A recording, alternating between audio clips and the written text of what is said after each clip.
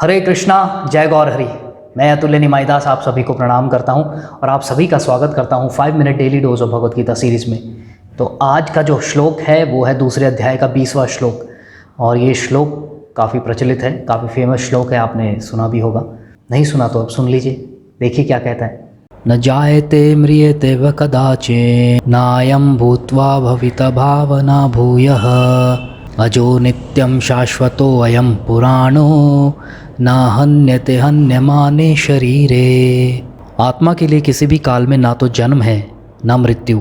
वह ना तो कभी जन्मा है, ना जन्म लेता है और ना जन्म लेगा।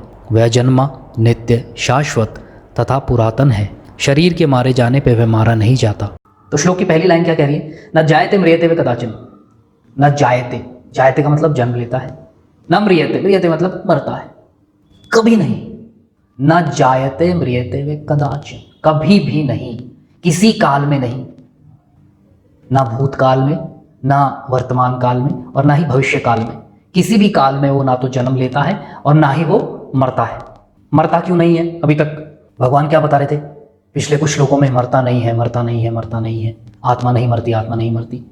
क्यों नहीं मरती? उसका रीजन आज भगवान ने दे दिया। क्या है? न जायते, जिसका जन्म ही नहीं हुआ उसकी मृत्यु कहां से होगी? मृत्यु तो उसकी होती है जो जन्म लेता है।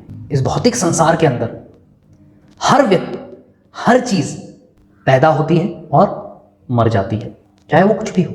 शरीर हो, घर हो, गाड़ी हो, मोटर, बंगला, कुछ भी, पैसा, रिलेशनशिप्स, रिश्ते, सब खत्म हो जाते हैं, सब मरते हैं। क्यों? क्योंकि उनका उदय हुआ है। ये शास्त्र कहते हैं कि जो जन्म लेता है वो एक ना एक दिन मरता जरूर है, मरता अवश्य है। अब जन्म कैसे नहीं लेता? जन्म नहीं लेने का क्या मतलब है? तो देखिए क्या कहा गया है कि किसी भी काल में ना तो जन्म है ना मृत्यु। अब जो काल है, समय, किसी के भी जन्म का और मृत्यु का हम कैसे देखते हैं? समय के परोपेक्ष में देखते हैं, काल में, कि जी वो 25 साल की उम्र में मर गया, या हमारे दादाजी तो जी 110 साल जी के मरे। 110 साल क्या है? काल। 25 साल क्या है? काल। 5 साल क्या है? काल। तो काल के परोपेक्ष में हम इसको देखते हैं। तो इस भौतिक जगत में हर चीज काल के साथ साथ काल के असर में खत्म हो रही है, मर रही है। एक पर्टिकुलर काल में वो पैदा हुई और एक पर्टिकुलर काल में वो क्या हो गई? खत्म हो जाती है। चाहे इस शरीर को देख लीजिए आप, जैसे जैसे उम्र बढ़ती है, जैसे जैसे काल बढ़ रहा है, वैसे वैसे शरीर भी क्या कर रहा है? बढ़े जा रहा है। फिर वो एक समय के बाद ढलना शुरू हो जाता है। अभी बताएंगे इस श्लोक में आपको आगे। तो काल का असर पड़ रहा है उस पर, तभी तो ये चीजें खत्म हो रही है। परंतु अगर किसी चीज पे काल का असर ही ना पड़े तो वो खत्म क्या होगी? तो आत्मा दिव्य है, उस पर काल का कोई असर नहीं होता, इसीलिए वो मरती नहीं है और इसीलिए जन्म नहीं हुआ उसका, क्योंकि काल से कोई लेना देना ही नहीं है, वो तो सिर्फ भौतिक जगत में है। तो आत्मा जो है वो क्या कह रहे हैं भगवान? अजन्मा है, नित्य है, शाश्वत है, पुरातन है। सारी चीजें जोड़ दी भगवान ने, सारी चीजें बोल दी। कि कुछ लोग क्या बोल सकते हैं कि अच्छा जन्मा है क्या, कभी जन्म नहीं हुआ, परंतु नित्य नहीं होगा। नहीं जी, भगवान ने तो नित्य शब्द भी यूज किया है।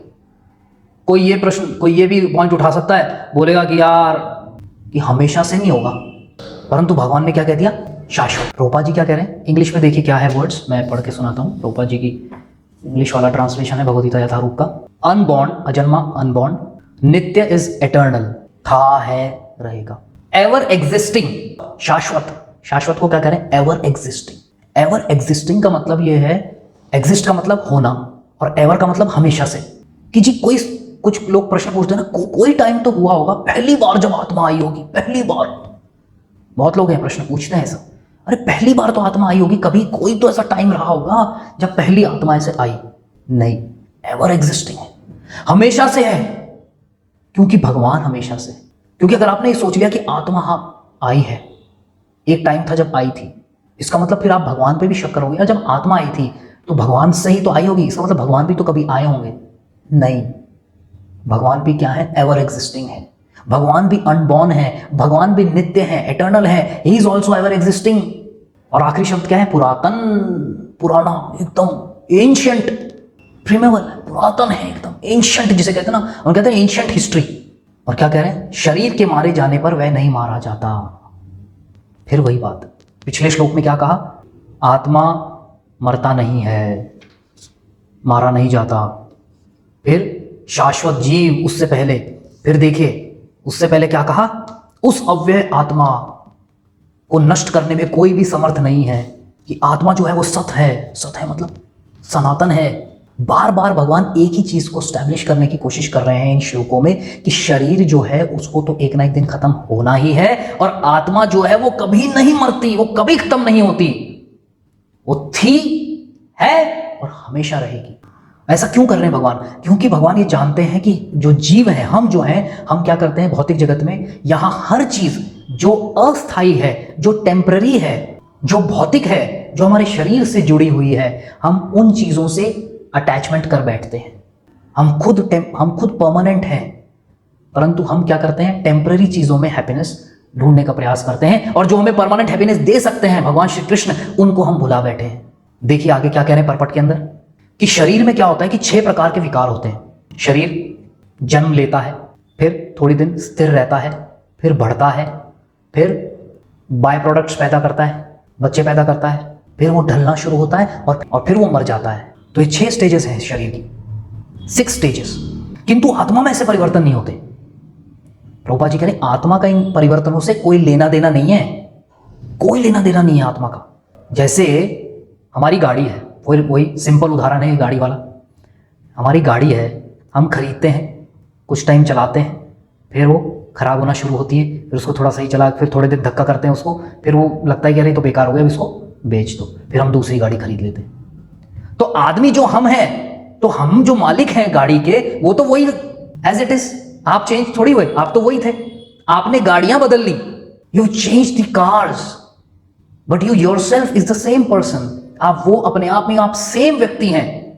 उसी तरीके से आत्मा भी सेम है, वही रहती है, वही इंडिविजुअलिटी है आत्मा की। आत्मा जन्मा है, किंतु चूंकि वह भौतिक शरीर धारण करता है, अतः शरीर जन्म लेता है। आत्मा एक शरीर से दूसरे शरीर में जाती है तो शरीर का जन्म होता है, परंतु आत्मा तो जन्मा है, वो तो हमेशा से था।